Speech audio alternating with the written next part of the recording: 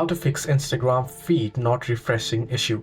Well, to fix an Instagram feed that is not refreshing, the most effective immediate solution is to either first close the app. So open up Instagram, and if you are facing issue, close the application and then reopen it. Sometimes it can just be a network issue, so either check your internet connection and make sure it is not weak connection, or you can switch in between your networks, that is mobile data or cellular data, and check if the issue is fixed. Now if it is an internal app glitch or a bug, you might as well want to update the app to the latest version.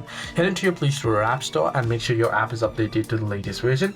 Now if you're using mobile data, it can be weak cellular connection as I mentioned earlier, so you want to toggle on and off the airplane mode.